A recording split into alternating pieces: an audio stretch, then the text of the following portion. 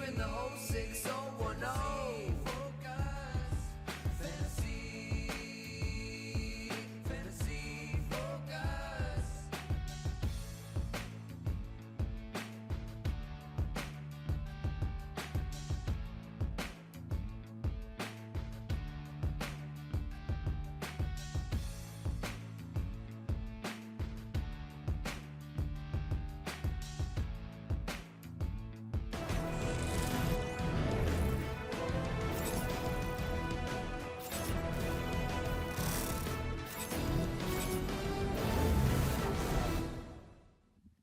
Welcome to Fantasy Focus. Today's live stream is presented by Hotwire. You can watch us every day at 11 a.m. Eastern on ESPN's Twitter and Facebook and YouTube feeds, as well as the ESPN app.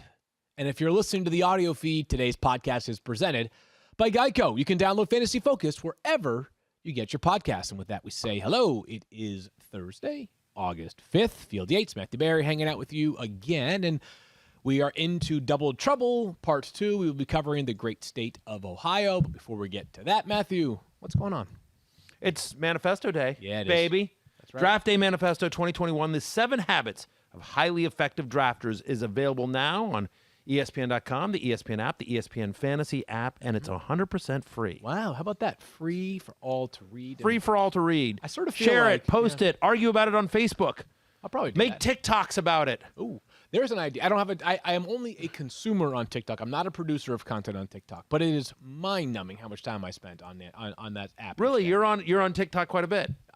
I have sort of I can't get enough of it. I mean, it's Really? funny. So all these apps, they all aggregate your feed, and basically, Sure. like rather than just watching a variety of different stuff, it basically sends you the same couple of topics that they send. Right. When you talk about them, your phone hears you, and next thing you know, I watch TikTok videos, and I am not joking. It's about 94% golden retrievers, Yeah. and cool golf shots. Yeah. That's it. I've been playing a bunch of golf this summer, Right. and obviously Cisco is the light of our life.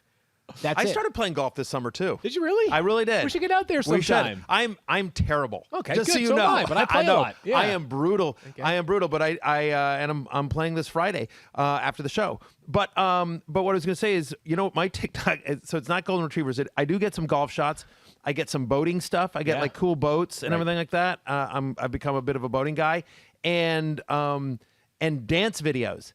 Have you seen that was big went early in Oh, I know, quarantine, but and for I've sure. gone, but like the ones that they're doing moonwalks and they're doing and like kind of flash mob stuff and there's these groups of people that will they'll go into the middle of the street.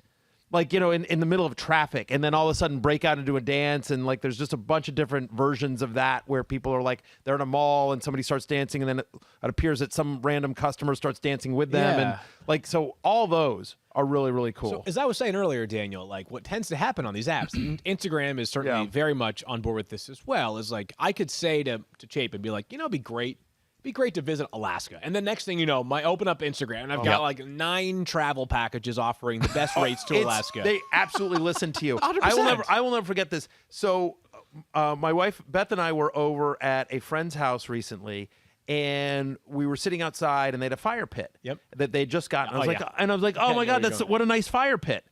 Understand that I follow nothing on any of my social media about outdoor furniture Right. or anything like that. The next day, 3 different ads on Instagram about fire pits. Yeah. That's so so where I good. was going with this And is that all it was just like, oh wow, that's a nice fire pit. Yeah, we got it so and so, and whatever. 30-second conversation about a fire pit at our friend's house. yeah. Well, TikTok. Yeah. So again, TikTok tends to follow your habits as well, things you're interested in. Are you telling us that you're part of a flash mob, in the mean streets of Connecticut Oh or my something? gosh. Are you a dancer? I enjoy watching those videos, is what I will tell you. They I are enjoy. I very, am very very fun. impressed by that because not surprising, I have no rhythm at all. Although some people said, not me, but I'm just saying some people said I was the star of the dance floor at Field and Chapin's wedding. Some Wow. people said that.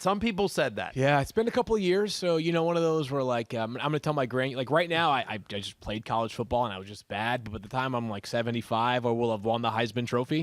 Right. As far as they're concerned, that's Sure. kind of where we're at with you, right? Exactly right. At the time, the we were further away we get from your wedding, yeah, the more the better I was on the dance floor. I Yeah. did hear that people actually mistook you for George Clooney while you were out there on the dance floor, which makes sense, obviously, with you The guys. salt and pepper hair, right, yeah. of course, and and the gray there. The other thing that shows we actually up, really quickly. We actually have a For those tweet that are from watching. Jordan. Look at that. The big three. How about that? The most interesting man in the world, George Clooney, and Matthew Barr. But look at that. By Look the at- they have like 1,000 wrinkles. You're well, that's an older smooth. photo of me, but Jordan Chong, thank you very much, because there's a lot of photos of me on the internet. He chose a nice one. That's a good one. Yeah. He chose a nice one. Like there's a wide range that you could go from. That's so there you good. go. So Oh, that's man. that's a nice one, Jordan Chong. Thank you very much. The other thing that comes up a lot on my TikTok is because my girls, will take my phone and they'll Right. watch it. It's my daughters, and so like Squishmallows. Which is it's a big stuffed animal craze right now. So like Squishmallow videos will come up, slime videos. My daughters love slime videos. So those come up. Those come up quite a bit as well. Last thought, and then we're going to talk about football, I promise. But like when Stefania opens up her TikTok and it's like world's most insane houses and private jets. Right. I think she's like, this is boring compared to my actual That's life. yes. When Totally. people are fanning me down and carrying me, like she doesn't even take. She's never taken an Uber before. She's only used Uber Blade, which is the helicopter. Right. Everyone thinks we're joking, but I don't know if anyone follows at Stefania Bell on Instagram, on the gram. So she was my wife and I went to Nashville for the Jimmy Buffett concert with a group of friends. Stefania was there as well. And she was there for a conference, and we met up and we went to the concert together. It was great. We had a lot of fun.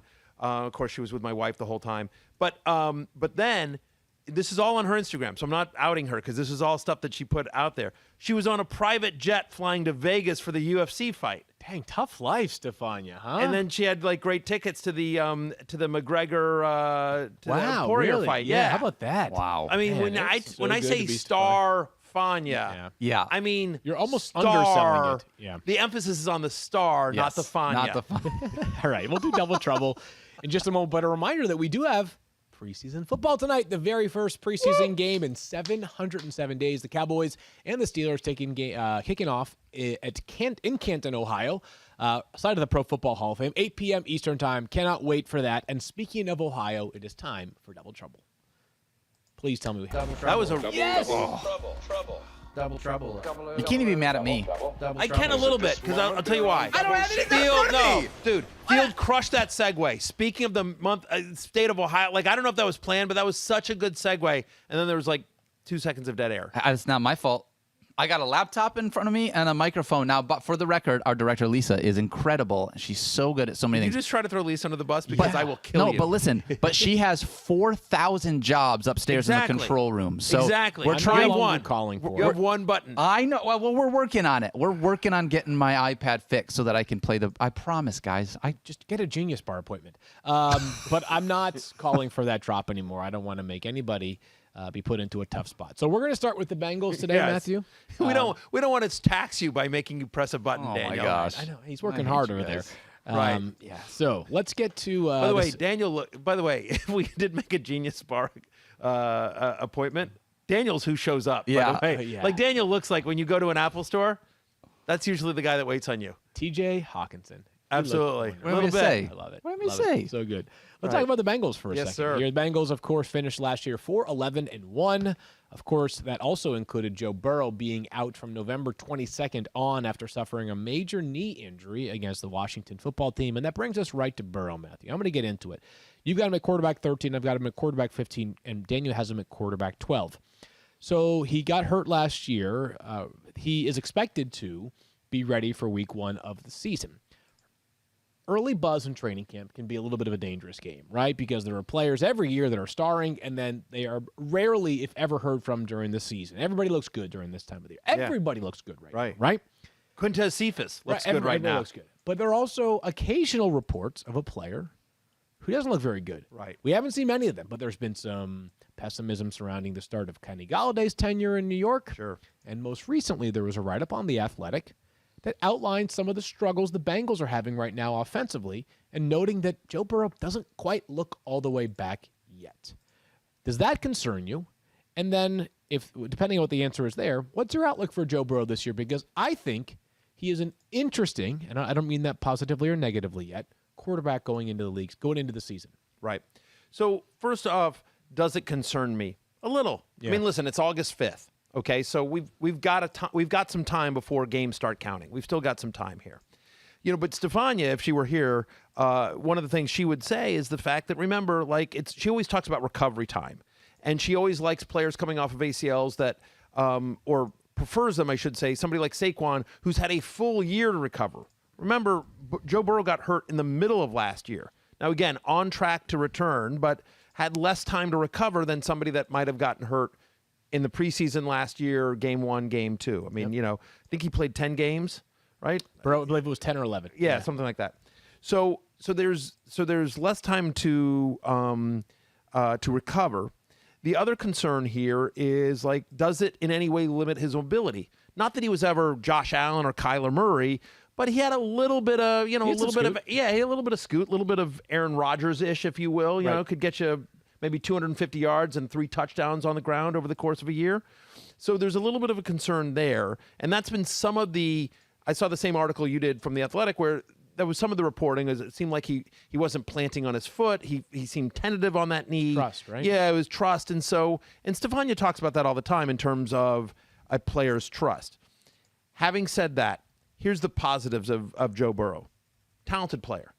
Insanely talented player. When he was injured last year, at the point that he got injured last year, he led the NFL in pass attempts. They were throwing all over the place because that defense was brutal. We don't expect that defense to be much better this year. And oh, by the way, they added Jamar Chase. You're going to get year 2 of T. Higgins, who became a thing last year. T. Higgins, loved T. Higgins. Tyler Boyd, obviously, really, really talented. And now you add Jamar Chase. You could make the argument that that's as good a trio as pass catchers in the NFL as there is on any team. It's right up there. Phenomenal. Yeah. It's a phenomenal group of pass catchers for a guy in Joe Burrow who, last year looked like an NFL quarterback, looked like a guy that you're like, okay, I get it. I get why that guy was the number 1 overall pick. He had moments that, were a little head scratchy. He's a rookie behind a bad offensive line, but Joe Burrow can play football. Yeah. And so those are all the positives. But yes, I'm a little concerned. You mentioned I have him in QB 13, so I'm in QB 2 because I'm worried about the injury. I'm worried about the lack of rushing just in general.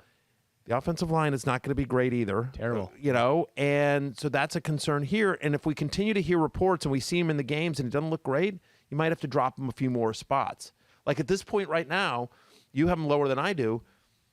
If I told you Justin Fields is going to start game 1 for the Bears, who are you taking? Justin Fields. I agree. Because of the rushing upside in fantasy. I don't want to make this into which one of the former Ohio State quarterbacks is better right now. Joe Burrow showed something last year, and Justin Fields has a lot to show. But as fantasy-wise, of course. 400 rushing yards from Justin Fields, that's an additional, 40 points in fantasy. That would be, 1,000 extra passing yards. Exactly. That's hard to overcome.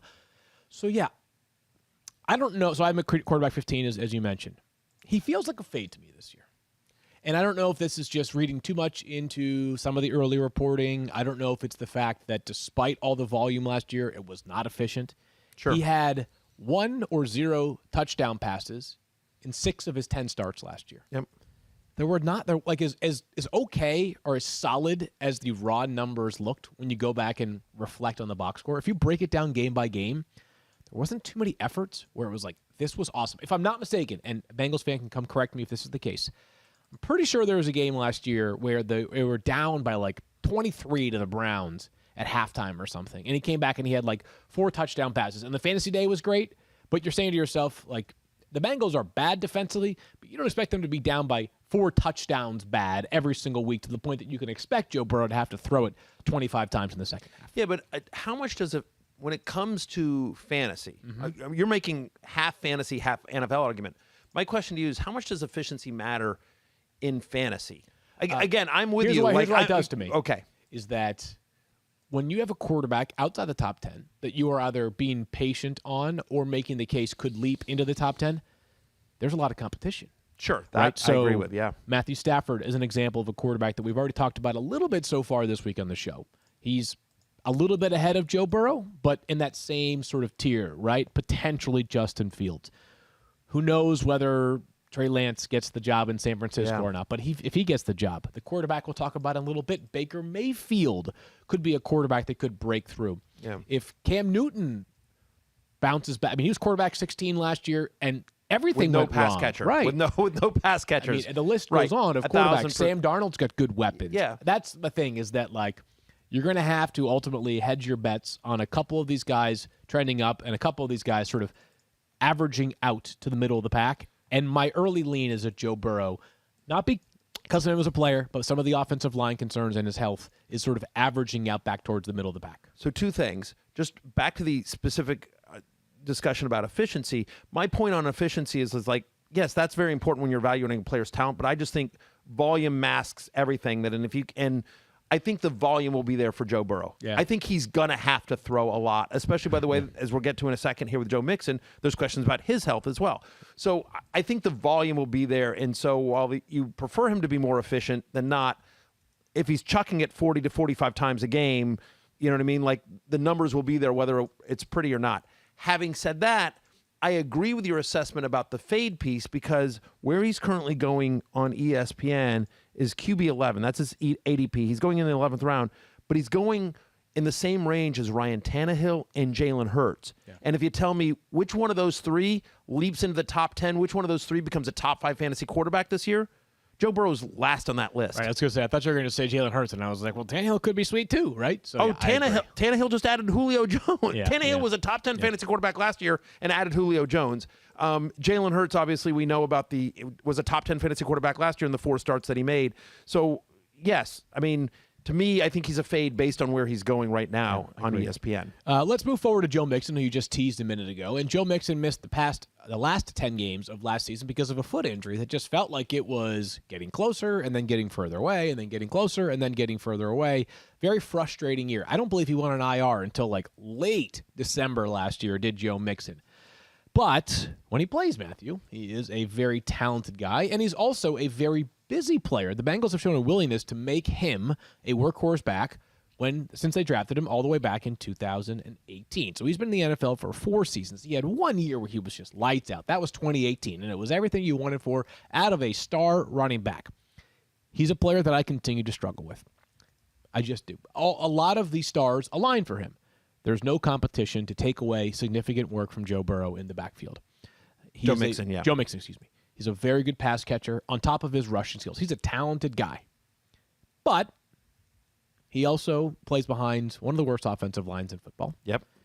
He has averaged more than 4.1 yards per carry in a season once. Last year he played 6 games. In those 6 games, he averaged 3.0 yards per carry or fewer in 4 of those 6 games. I mean, it's not an efficient running game at all in Cincinnati. How much does that efficiency matter to you for Joe Burrow? Joe Mixon. It does. So Mixon makes me nervous. Here's the things I believe, and I'm saying similar to you, I think, but in a slightly different way, which is that, like, believe in the talent. Yep. Guy can play football. So I believe in the talent. I believe in the bell cow role. I agree that I think he is going to get a massive amount of volume. That there does, like, talk about Samaje P. Ryan or Chris Evans or whatever, but like it doesn't scare me. From a competition standpoint, I believe in the role. I have concerns about the offensive line. I have concerns about the offense, right? Because again, if we think like they're going to throw a ton, if they're throwing it a ton, is he a good pass catcher? Yes. Is he Giovanni Bernard? No, he's not. And so what is the tendency of him to be involved in the passing game? Like, he is a 3-down back, but again, if you're down 4 touchdowns, you're not trying to dump it off a bunch, right? You're throwing it, especially when you've added Jamar Chase, right? Yes, totally. And so we don't know, like, how much is he, especially if you have 3 guys like in Higgins, Boyd, and Chase, and you don't have a great offensive line and you're on the 5-yard line, are you better off saying, like, which one of those guys can win a one-on-one battle, or are you going to try to send Joe Mixon off tackle and try to, beat up a defensive line? Chances are, especially when you're in the AFC North, you're going to try to throw to one of those receivers. I mean, when you think about they're going against the Ravens or the Browns or the Steelers defensive lines. Okay. And the other thing I have is the health. This is a guy that has missed time. And what was weird last year, and I know Stefania's a little nervous about Joe Mixon as well. Like, that when you think about last year, like, it was super weird. It was just like he was hurt and it was just like, maybe next week. Like, we never heard anything other than just like, maybe this week, maybe next week. And then, like, he ended up just not playing for the rest of the season. And maybe once Joe Burrow was done, they were like, you know what, it's a lost season. We're going to, we put a lot of money into Joe Mixon as well. Let's save him. But, like, he just seems to get nicked up a lot. And the end of the season was super weird with the injury. And when you sit there and you're thinking about the fact that you have to take him in in the Najee Harris round. Like I don't, it's I'd say it's a little dicey. He's outside my top 10 as well. And we're not that far outside the top 10, so still a really good guy. But if I went either wide receiver or Travis Kelce with my first pick, my preference would not be to have Joe Mixon as my presumptive RB1. 100% agree with that. If you take Zeke and he's sitting there in the second round for you and you think you're just going to load up on running backs, I'm more comfortable with it. Let's talk about the wide receivers in just a minute because they're really, really interesting. But first, do you own or rent your home? Yep. Sure you do. I know Daniel does, and I bet it can be hard work. But you know what's easy? Bundling policies with Geico. Geico makes it easy to bundle your homeowners or renters insurance along with your auto policy. It's a good thing, too, because you already have so much to do around your home. Go to geico.com, get a quote, and see how much you could save. It's Geico easy. Visit geico.com today. That's geico.com. Field, do you want to get in shape but you're having trouble staying motivated? Sure do. Well, make 5-hour energy shots part of your lifestyle and get the energy boost you need to finally get fit. All right, we all know sometimes you don't want to go to the gym. We can see it in your flabby underarms. But why not take a 5-hour energy shot to give you the feeling and alertness so that you can get to the gym? With zero sugar and a convenient portable size, it's the perfect pick-me-up for getting stuff done. The 5-Hour Energy website has flavors galore: watermelon, tropical burst, cherry, peach, mango. More flavors there for everyone. You can try them all. And this is pretty cool. On the site, you even have the option to build your own 12-pack or 24-pack. You get to choose the flavors, and then it's delivered directly to your door. Oh, you look at those arms there, Field. You definitely could use some 5-Hour Energy as we need to get you in the gym. If you go to 5hourenergy.com, that's the number 5hourenergy.com, and get some 5-Hour Energy product today, you can use the promo code FFF to receive 10% off your order. The offer is only valid until September 30th on one order and cannot be used with other promotions. The code is not good on subscription orders. Go to 5hourenergy.com today. Use the promo code FFF.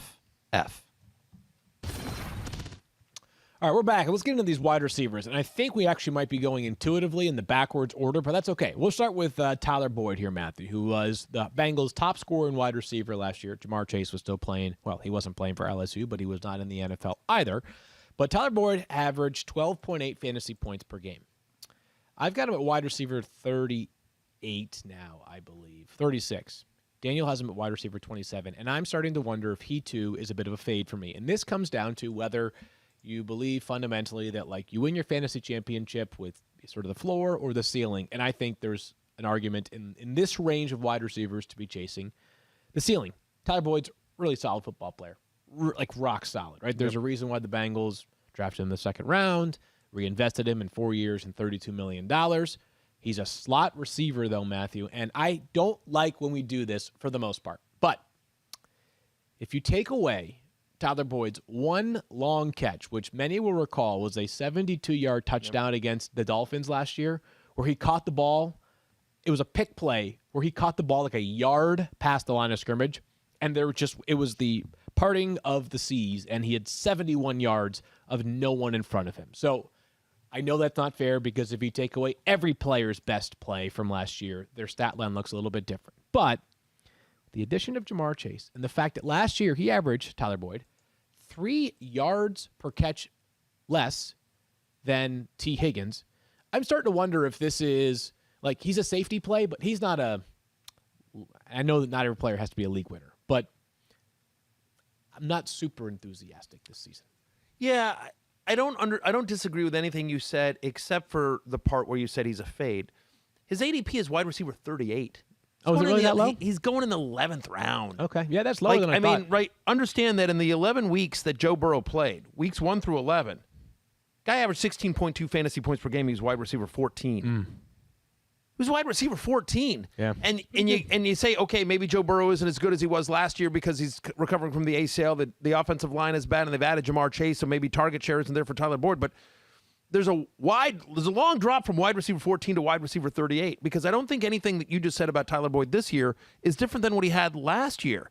Right. So Jamar Chase, I get it, but like we still think there's going to be a ton of volume.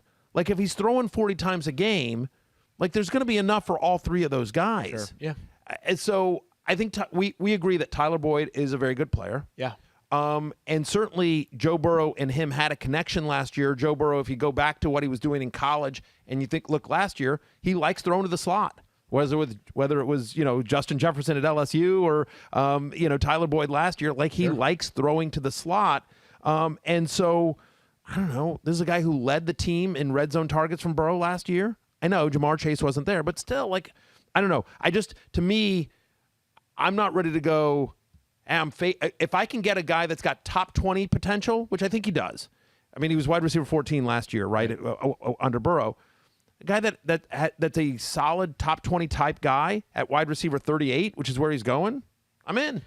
I didn't realize he was going that low in drafts, which makes me feel a little bit better about the price is fine. But I mean, he's going basically next to Jarvis Landry. Right. Yeah, and speaking, I mean, we're going to talk about Jarvis Landry in a little bit here, but who'd you rather have, Boyd or Landry? I'd rather have Boyd. I would rather have Tyler Boyd as well. There you go. Yeah, fair enough. But maybe Bingo bango. Maybe Case solved. Next. I think why I'm I'm thinking, done.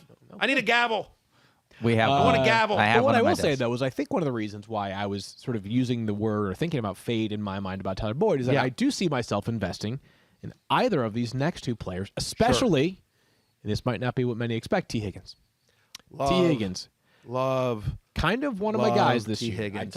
I think I've anointed a couple players as my guys so far this year. Brandon Ayuk is one of the players. And I don't mean these are going to be the single best of their position, but players that I'm just super You're in on. optimistic about. T. Higgins joins the Brandon Ayuk train Of your guys. of guys that I'm in on this year. I just I'll give you two of my guys. Okay. I like Devontae Adams, kid out of Green Bay. Like him a lot. He's going to be a third-year player? And I believe so. And watch out for Stephon Diggs Okay. in Buffalo. Diggs. Yeah, shout out Roflo. Okay, good to know. Two guys that I like. You've laid Just, I mean, claim to just in them. terms of my wide receivers, that Right. like my guys. I saw some good tweets about Yeah, them yeah, recently, yeah. some favorable coverage.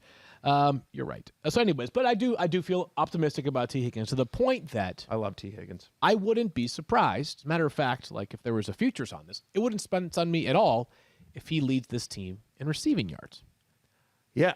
and receiving touchdowns easily, right? He's a phenomenal talent. I mean, we had a lot of fun with it last year. I don't know if you remember. I drafted T. Higgins late in the War Room League, and Right. I think the first week I had to drop him. I had some sort of roster issue, and I'm like, rookie wide receiver on a bad team. Like I like him, but I'll be able to get him back. And of course, Shefty scooped him immediately up, and then not only used him quite all year long and very effectively, but tortured me about it on Fantasy Football Now every single Sunday when we would have him on and talk about our various teams. And T. Higgins played very well for Shefty. It tortured me to just see him go off every single week. I love T. Higgins. Yeah, one of my guys this year, T. Higgins. Yep. I'm putting that one on record there. So he had 14 games which he finished last year, and he had 6+ targets in 13 of those 14 games. He averaged 13.6 yards per reception. Wouldn't surprise me if that number goes up. And we talked about this a couple of days ago. I can't recall exactly who we were discussing in that regard, but who's the defense focusing in on this year? It's pick your poison in Cincinnati. Now, it may be that they're just focusing in on the offensive line and just tormenting them and hoping for the best with the wide receivers. But if the offensive line plays, can't throw from your back. Right. I feel like you just say, you know what, we're just going to blitz him, and see if he can get it off in time. But if you are playing if you're playing the Browns, Denzel Ward might be lining opposite of Jamar Chase and not T. Higgins. So really like T. Higgins, and right now, this is where I see the value, Matthew.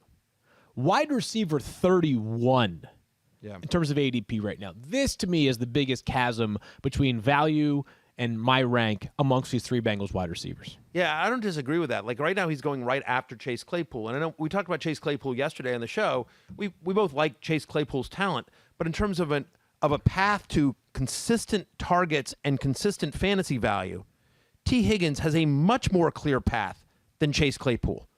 Chase Claypool is competing with a lot more competition. You know what I mean? And T. Higgins, it would not shock anyone if a year from now we're talking about the fact that T. Higgins led that team in targets and touchdowns and receptions and yards. Like he's that talented, and we think that offense is going to throw quite a bit as well. Worth noting, weeks 3 through 10 last year, so basically give Higgins a couple of weeks to get acclimated as a rookie, and then just up until Burrow went out for the season, week 3 through 10, guy was wide receiver 19 on a points per game basis. Pretty good. As a rookie. Yeah, pretty good. Let's move forward to the next rookie, which is Jamar Chase, 5th overall pick this year out of LSU, and we'll have many debates in years to come whether the Bengals should have gone with another wide receiver or whether they should have taken Penei Sewell, who went 7th to Daniel's Honolulu Blue Detroit Lions. But Jamar Chase was thinking, now just do yourself a favor. Justin Jefferson last year, how great he was. He was the clear-cut number 2 on his own college team 2 seasons ago because Jamar Chase was just that ridiculous alongside Joe Burrow en route to a national championship. There have been very few rookie wide receivers recently, Matthew, that have really broken the mold and dominated from the jump, and especially players that we forecasted to be big-time factors as rookies. Now, at the same time, it's hard for me to envision Jamar Chase slipping too far in your drafts, and I have him as wide receiver 25. Do we think this can be a player that can maybe not be Justin Jefferson, but also not be Henry Ruggs or any of the other number of first-round wide receivers in previous seasons that simply haven't broken through? See, I think he's insanely talented, but I bet you I don't wind up with a bunch of Jamar Chase. Because he's going to go too early. Him and Kyle Pitts exactly, will go that's way the too thing, early. because here's the thing. Look at it. So I am at wide receiver 23. You am at 25. His ADP is wide receiver 23. Right. But to your point, I have T. Higgins at wide receiver 22. So I'm making a call there. I have Higgins one spot ahead of Jamar Chase. Same. So, right? So, but Higgins is going wide receiver 31. And do you really want to invest how much in the Bengals offense? So chances are, you're basically picking one guy. You're probably not going with multiple Bengals wide receivers. I agree. So you'd rather have Higgins at cost than Jamar Chase. So because he's going a couple rounds later. I mean, Higgins is going at the 8-9 turn. Jamar Chase is going wide receiver 23. He's going ahead of Kenny Golladay and Brandon Ayuk. Yeah. So I guess, I yeah. agree. It's do we agree with it? Do we agree on the talent? Yes. Do we think he'll be Superb. good? Yeah, Superb. superb talent. Superb. Yeah. But same with Kyle Pitts. Kyle Pitts is awesome. Right. Yeah. I won't have a lot of Kyle Pitts this year. Same with Jamar Chase. Dynasty, Jamar Chase needs to be one of the first 3 guys off the board Yeah, it in a seems- rookie draft. But this is more about where he's going on the overall board than either where he ranks amongst wide receivers or what we think the potential is. Because, and I don't want to just throw out every possible scenario because that's not what fantasy football analysis is. But there's a chance that we look back at the end of the season and he's easily the best rookie in fantasy because he was arguably the best skill player in college football 2 years ago. I mean, and that's not a spicy take by any means. So we like all these Bengals wide receivers.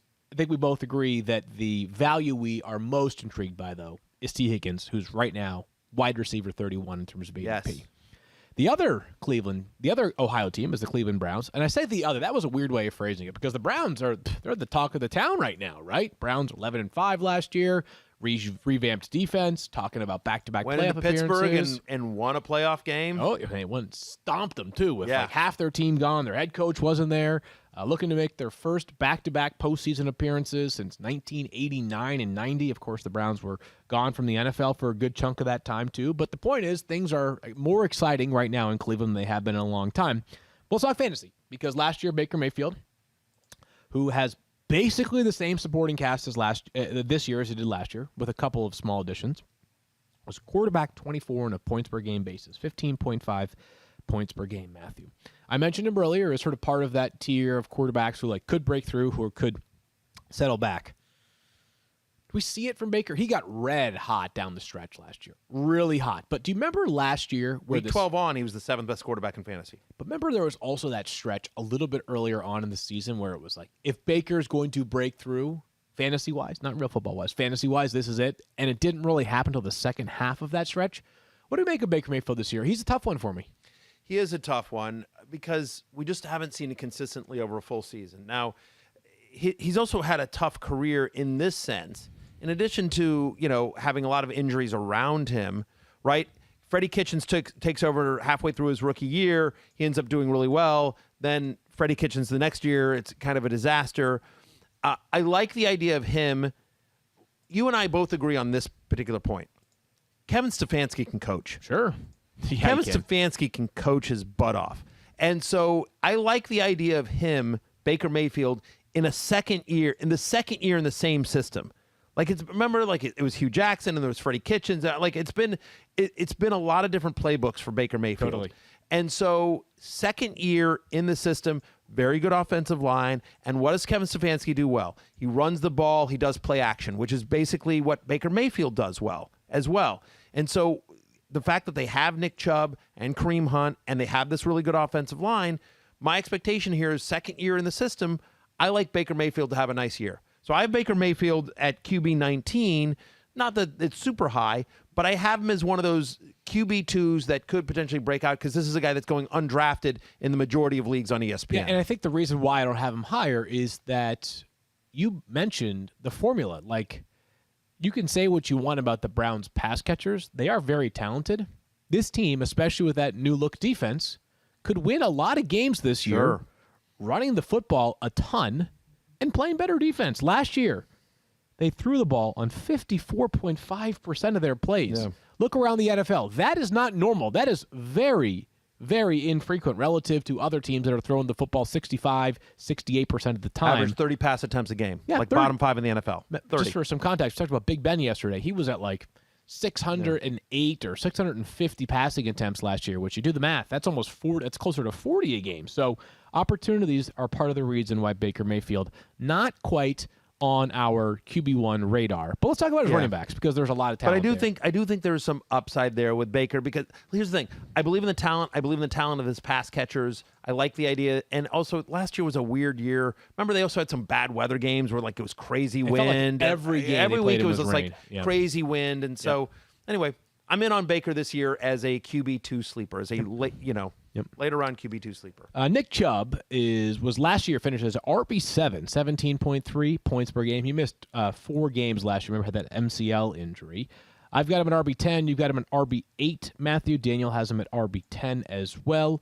So we talked yesterday about tiebreakers. Like when you're picking players in the first few rounds, you're kind of looking for tiebreakers. Nick Chubb is a phenomenal talent, one of the best pure runners in the NFL. No he doubt. is impossible to bring down. It feels like he's got great speed, he's got great power, vision, you name it, he has it in terms of running back traits. There's one thing that he lacks that has me not concerned, but has me breaking ties in favor of players like Austin Eckler or Aaron Jones at the top of that running back depth chart, which is that last year, I believe it was 15 catches on 18 targets. Yep. In 12 games. Last year, at least, was basically a 0 in the passing game. As a matter of fact, if you go through his career, he's played 3 seasons, he got 72 catches. If memory is correct, 25 of those came early in 2019, which is particularly notable. I think it was the first 6 games or 8 games. Those are the games that Kareem Hunt was not available because of a suspension to the Browns. Right. Now Kareem Hunt is there. So if you're making the case for Nick Chubb over, let's say, an Austin Eckler, do you have him over Eckler? Or I don't have him over Eckler, but I have him over Jonathan Taylor. Okay. And so do like I now. so right, but the public does not. Like in terms of ADP, he's currently going in the second round, he's going behind Jonathan Taylor. Yep. Being drafted after Jonathan Taylor. And so this is something that I go into in my draft day manifesto, which is available now on ESPN.com, the ESPN app, and the ESPN Fantasy app. I'm a company man. Dun-dun-dun. That's breaking news. There we go. There we Yeah. go. All right. We got there. It's still the preseason. All right. We're still working out our drops. But there you go. So anyway, I go into a whole thing about Nick Chubb. Here's the thing about Nick Chubb. The lowest Nick Chubb has finished on a per-game basis since taking over as a starter in Cleveland is running back 15. In those 3 seasons, Chubb is averaging 19.4 touches per game, has at least 16 touches in 32 of 38 games. Okay, that's an 84% run. So you see it there on your screen if you're watching the since week 7 that, post the Carlos Hyde trade in his rookie year. Yep. The worst he's ever finished is running back 15. He was running back 7 last year, obviously running back 11 in 2019. He's never a sexy pick. People don't, because to your point, there's concerns about the passing game usage or lack thereof. But I think those are fair, by the way. Right. Yeah, they're fair. Yeah. Right. But last year, Nick Chubb was going behind guys like Kenyon Drake and Miles Sanders. Oh, ridiculous. Right. Well, Kenyon Drake had been great for half a season with the Cardinals at that point. Miles Sanders had been awesome for 6 games when Jordan Howard was out. Right. Right. Now he's going after Jonathan Taylor, who just lost his quarterback and his all-star left guard, and who was great last year without Marlon Mack. I'm not saying Jonathan Taylor is a bad player. He's obviously a great player. But my point is like, there's a much longer proven track record of fantasy success for Nick Chubb than some of the guys that are being drafted ahead of him because they're, quote, sexier. And when you're drafting early in those first rounds, I want safe. Yeah. I want locked-in production. I use this phrase all the time. I've used it throughout my career. It is absolutely true. You cannot win your league in the first round. You can lose it. Like, you need rock-solid production in the first or second round. Where you win your leagues is when you grab the Brandon Ayuk's late, from last year. When you pick up the James Robinsons off the free agent, off the free agent wire, or the Robert Tanyans. Right. Like, that's how you win your leagues, is with guys like that. Right. So we both love Nick Chubb, and I feel like I've been a little bit more, not negative to start the show this season, but I'm trying to be like, I think what's useful for people is like, obviously you love Nick Chubb if you have him inside your top 10 at running backs. But how do you love him, or how much do you love him vis-a-vis other players that are also available there, which can be the difference, as you said, between winning and potentially losing your league in the first round. So Love Nick Chubb. I just love him as a player. Yeah, I am at running back 8. His current ADP is running back 8. So Let me put it this way. Yes, sir. If Kareem Hunt played for somebody else, I think Nick Chubb would be part of the tier 1 of running backs. There's no question. Because of the passing game volume. But because of the relative lack of passing game volume, he's just one tier below. If Kareem Hunt wasn't there, he's Derrick Henry. Yeah, that's right. That's right. We're talking about him in a very different light. Right. We're going to talk about Kareem Hunt in just a minute, by the way. All right. Yeah. But let's get there in a second. But first, Daniel. Secret Squirrel, do you want me to get into the James White stuff on the manifesto, or you want to do that later? No, let's get into it now. Why don't we get into it now before we do this quick update, and then we'll go from there. But do that since it's a part of the whole manifesto conversation. Please do. All right. So one of the themes that I talk about in the manifesto here is I have the never James White rule. Okay. Never James White. And here's the thing. James White's a good football player. Yeah. James White's a solid player. Over the past 2 seasons, James White is running back 21 in total points, running back 22 on a points per game among running backs that appeared in at least 24 games over that stretch. He is solid. He's a good player. Yeah. Right? He's never going to win you a week. Or if he does win you a week because he manages to fall into the end zone twice, like, you're never going to know when it's going to come. You're not going to start him that week. You're not going to start him that way. Like, it's just like, he's fine. He's fine. And so I always take real issue with any of these sites that do accuracy rankings, because the truth is that if you want to accurately rank somebody, you rank James White as your running back 23 or whatever it is, and he's going to come fairly close to that. But he's never going to help you win a league. Right. I would much rather have a guy like Tony Pollard, it may be useless for much of the season, but if Ezekiel Elliott misses 2 games, he's a top 5 running back. Like, he's an Ezekiel Elliott hamstring away from being a top 5 running back, Tony Pollard. Yep. And so, because part of the issue with fantasy that people, I think, don't forget, that people completely forget when they are drafting, is that it is a weekly game and that you're setting your lineup every single week. As dumb as that sounds, as obvious as that sounds, I think people forget that, because the truth is, it's not just about players having production. It's about knowing when to start them. Like, think about Nyheim Hines last year.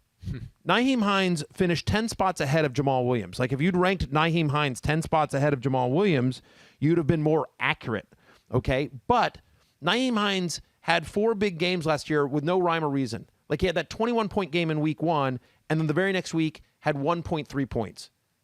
Like, just no rhyme or reason. But Jamal Williams, the 2 weeks that Aaron Jones was out, was a top 10 fantasy running back. Right. He had like 20 points in each of those games. You knew when to start Jamal Williams. It was the 2 games that Aaron Jones was out. Right. So Jamal Williams, to me, was much more valuable last year than Nyheim Hines, who was up and down. Like, you got 4 good games out of Nyheim Hines, but you had no idea. There's no rhyme or reason when those 4 games happened.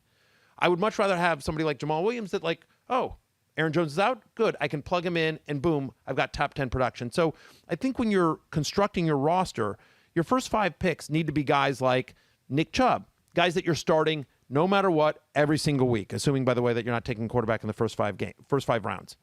But the rest of your guys need to be guys that could potentially win you a week, and guys that you would know when to start them. Right.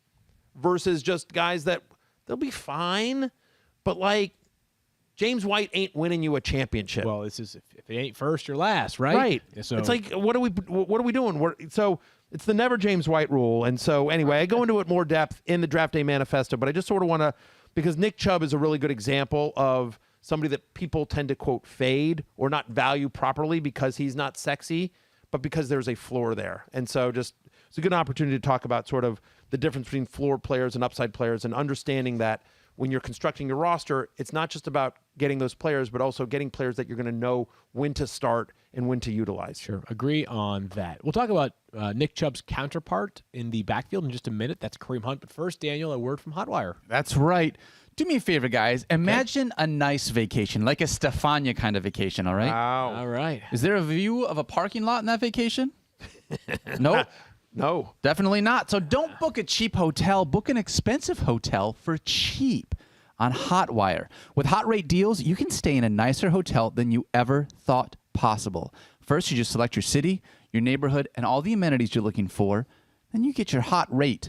You got better views, king-size beds, and freshly pressed woven robes await you. I feel like, Field, you probably grew up with freshly pressed waffle woven robes, correct? I did not, but that sounds lovely. It does sound lovely. You know what? You get actual waffles, too, with your stay. So download the Hotwire app now and book beyond your wildest means. All bookings final.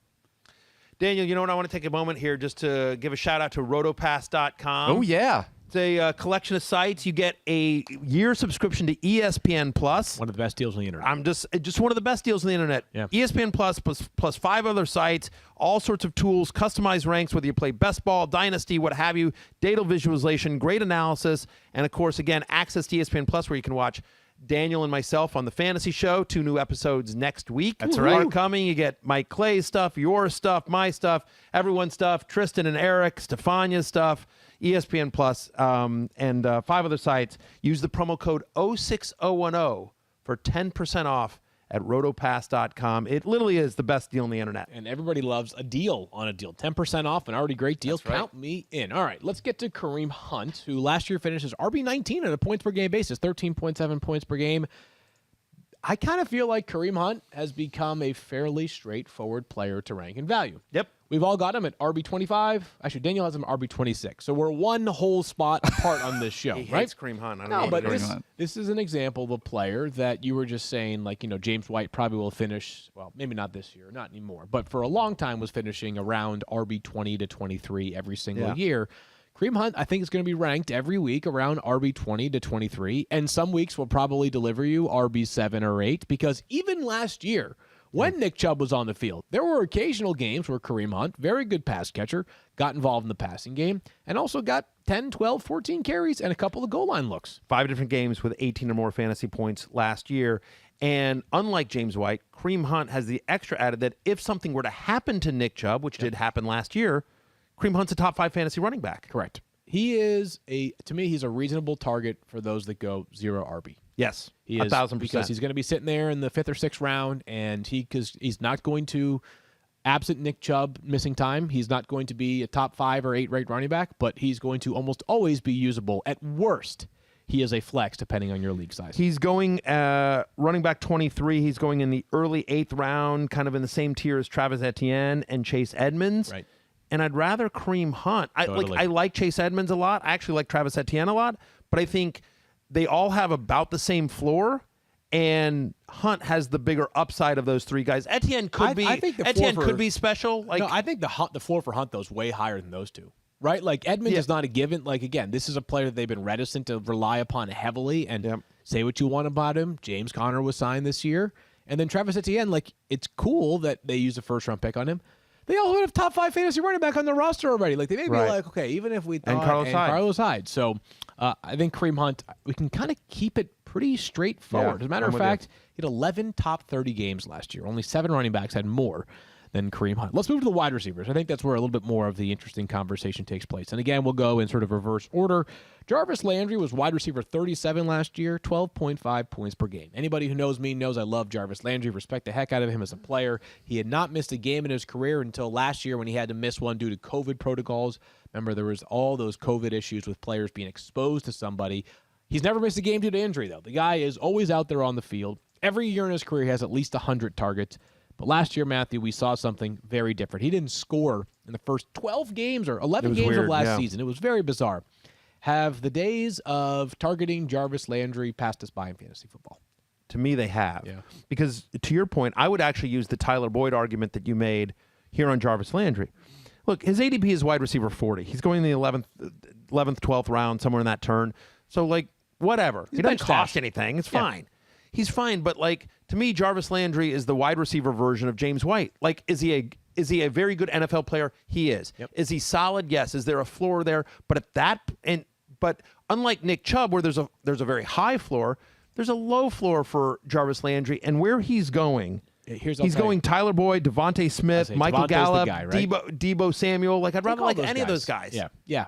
Devontae Smith could get a 25% target share this year. Right, we don't know. I mean, there are so many lottery tickets that we've talked about a million times, right? About the wide receiver spot. There are guys that we won't even bring up during the podcast over the next couple of months. Like Corey Davis got $12.5 million per year. Like, exactly. Doesn't that tell you something, right? Like, he's probably going to be a pretty useful player for them. Yeah, the reports out of Cowboys camp is they're moving Michael Gallup all the way around. Like, we love Michael Gallup's talent. It was just where they got Cooper and they got CeeDee Lamb. But, like, we expect that offense to be one of the best in the NFL. Like, Michael Gallup and Debo Samuel, like, guy needs to stay healthy. Darnell but there's Mooney's generating a lot of buzz. Like, there's just so many guys who you could at least talk yourself into 1,000 yards. Exactly. And just Jarvis Landry is just sort of like, yawn. Like, again, respect him as a player, respect him as a person. Yeah. Like, nothing but mad respect for him. And, you know, by all accounts, like a great teammate and one of the leaders of that team. He's and a like, dude. Yeah, for sure. But fantasy-wise, you're just like, okay. Yeah. You know, like, it just, in terms of where he's going, like, you'd rather chase upside. So, speaking of chasing upside, this is one of the great upside conundrums in fantasy football this year. Can I bail on this one? Can we just say no? Yes, I just want to pardon myself from having any Odell Beckham Jr. takes this year. I don't either. I believe he is the hardest player to rank in fantasy this year. I would concur. Where do you put him? Is there a player in fantasy football that has a wider range of outcomes than Odell Beckham Jr.?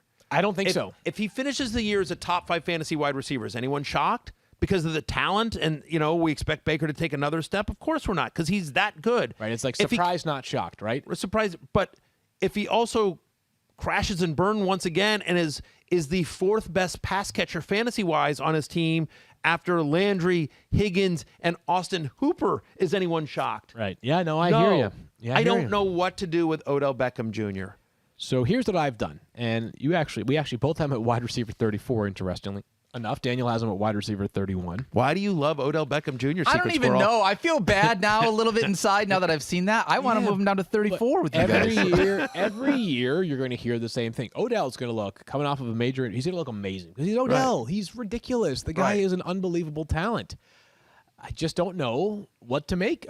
But that was every piece of evidence that I can give you for why Odell could break out this year applied last year and the year before. Nothing's changed. He's still dynamic. He's still electric, incredibly fast.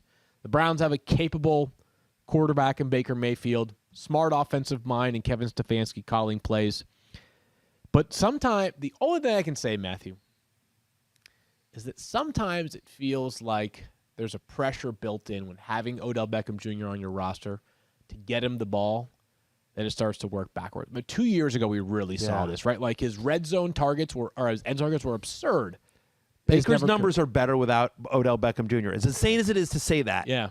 Yeah. I mean, and we're not saying whether it's cause and effect and right. Yeah. Totally. But I mean, just pure stats, Baker's numbers are better without Beckham on the field. Like, he's super confusing. It's super confusing. I will say, I think the drafters have bailed us out of this one, though. They have. And I'll tell you why. It's absurd. He's being drafted as wide receiver 26. So I think they're bailing us out in that, because to me, he's a fade. Yeah. That's too early for me. He's going ahead of Juju Smith-Schuster. He is going ahead of Michael Thomas. Like, if you're going to take a flyer in that range on an injury-prone wide receiver that has massive upside, why wouldn't it be Michael Thomas? Odell Beckham Jr. has missed at least 4 games in 3 of the past 4 seasons. Since joining Cleveland, okay, he's wide receiver 39 on a points-per-game basis. 39, Wide receiver 39. Since he's been in Cleveland on a points-per-game basis, he's wide receiver 39, 12.9 games. He's had 3 games, only 3 games in Cleveland where he's had more than 20 points. He's had 2 games with over 100 receiving yards. And I bet one of them was that Monday night game against the Jets where he took that one pass 90 yards or whatever. It was, right? That one Greg big Williams play. revenge. Right, yeah. exactly. And so, Thirsty Kyle found this. He is 75th out of 89 qualified wide receivers in fantasy points per target since he joined the Browns. And obviously some of that is the touchdowns, and they tried to get him the ball. He had that weird year where they just could not get him the ball in the end zone despite, throwing it to him a ton. But like Michael, why would you not want Juju Smith-Schuster or Michael Thomas, both of whom have also been elite fantasy receivers, candidly more recently than Odell Beckham has? Yeah. And I don't know that Michael Thomas's injuries concerns are any greater than Beckham's at this point in their careers. It kind of reminds me of the emotion side of fantasy football because what's the expression? Fool me once, shame on you. Fool me twice, shame on me. Right. I think that's going to happen with people this year, right? Is they're just going to say to themselves, I know there's there, a done world. that. Yeah, I know there's a world where Odell finishes as a top 5 wide receiver, as you noted. But I also drafted him last year, and he did very little consistently up until he got hurt. So I do wonder if maybe that ADP will correct itself a little bit as we get closer and closer to this season. Yeah. Field, can I ask a real quick question? Because I know we're moving on here. Yeah. Other than those two pass catchers, you basically have Rashad Higgins and Donovan Peoples-Jones. Neither of those guys are guys that you're really targeting in redraft leagues. But I don't think so. In Anthony dynasty Schwartz is leagues, sort of interesting. Yeah. Donovan Peoples-Jones, do you like him? He's getting a little bit of buzz. I actually like Higgins. Yeah. Do Here's you? why they're interesting. I do. So Higgins is they re-signed him this offseason. He's back for one more year. But what's interesting about the Browns, and again, I don't want this to turn into a salary cap conversation, but the Browns have a lot of players who are young and about to get paid. Some of them have already been paid, like Myles Garrett. Baker needs to get paid at some point. Nick Chubb just got paid. They got a lot of money currently sunk into 2 wide receivers, Odell and Jarvis Landry. At some point, you're going to have to make difficult decisions across your roster. Yep. Those are 2 players that are often speculated upon as potential other trade or lease candidates down the line, not right now. So I mention that only because a year from now, this wide receiver group could look very, very different. I don't have, I agree, Higgins is my favorite because I know the most about him. At the same time, he could also be gone a year from now. So, I mean, one of the last pick in our Dynasty League draft was Anthony Schwartz. Yep. Who's a rookie out of Auburn that they like a lot. who can fly. He can absolutely fly. So, that's a guy that, I'm stashing in our Dynasty League because Yeah, you in never a year, know, right? a year from now, maybe he's something. Again, the bill eventually comes due, and the Browns, Right. who have a lot of success recently and were active in free agency, are going to have to make some moves. That's really interesting. I do want to. I know we're running short on time here, so I just want to make sure we get to Austin Hooper. Yeah. I have Austin Hooper as tight end 13. I think Austin Hooper, who is a good player, and they signed to a lot of money, I think Austin Hooper might be a nice option for those that go cheap at the position, that don't get one of the big 3 and decide to sort of wait and don't want to get into the middle sections there of the Hawkinsons, the Logan Thomases. Maybe they don't feel great about Tyler Higbee, that Right. kind of stuff. And so I actually think outside the top 10, I like some Austin Hooper. He had a good stretch in the middle of last Yep. year. Not a lot of yards per reception last year. It was much more like in between the hashes work for him. At some point, something's got to happen with David Njoku, right? And if he was gone, it's one less domino Sure. that sort of impacts the Austin Hooper production train. Yeah, it's interesting. I don't have a great feel for him. I like the player a lot, like the person a lot too. Like he knows fantasy well. We appreciate the players that embrace it like he does. I don't have a great feel. I don't mean that. That's sort of vanilla. I don't know one way or the other. Browns ranked 4th in tight end target share in 2020. And Interesting, again, I yeah. just sort of feel like a It's a fancy reliable, good playbook. player, second year in that system. Again, I'm expecting Baker to take a step forward, Yeah. and Stefanski does like to use his tight ends in the red zone. Harkens back we saw to his that time in harkens back Minnesota. to his time in Minnesota. So give me some Austin Hooper as a little bit of a sleeper this year. Yeah. And at some point, you're going to have to just make some guesses on these tight ends that aren't part of that clear top 3 and then not part of that next 5 or 6. And there's a lot to choose from, but there are certainly very reasonable options, Austin Hooper being one of them. Guy was a number 1 tight end in fantasy at one point in his career. You know what I mean? Like, Yeah. it's not like he... He's the highest paid tight end in NFL history at one point, too. Yeah, Yeah. exactly. Like, Yeah. there's... He's a good I player. like guys that have proven success at the highest level, which Austin Hooper has in recent memory. And he might also be really interesting in Dynasty because I just mentioned a year from now you could have a whole new wide receiver group, and David Njoku is going into... Maybe he has one more year beyond this on his rookie contract. But Yep. still, something could come to a head there. What do you got, Daniel? True or false, just as we're ending this, true or false, at the end of the year, all 3 Bengals wide receivers will have more fantasy points than Odell Beckham Jr. True. I'm going to go 2 out of 3. So false. 2 out of 3. Yeah. Higgins and Chase. God, that's weird to say, huh? I'm gonna. My rankings say all 3. Yeah, I have all 3 as top 30. I mean, I wouldn't be surprised if I'm wrong, but I'm just like I'm telling you in terms of if I drop by my rankings, and I do, It doesn't like feel nice to say. It's just the Battle of It's Ohio. super I'm just weird. curious. Yeah. it's You know? super weird, and I'd say that Field is right. Obviously, taking the Field versus, no pun intended, versus one player in Beckham, but like. Yeah. Good thought there. All right. This I is one that'll appreciate have to you letting fall. me. I thank you for fielding my questions. Again, no pun intended.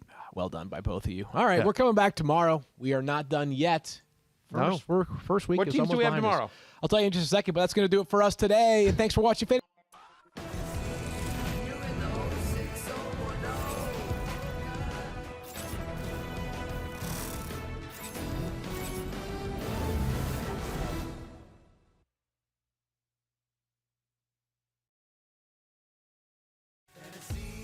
You're in the 06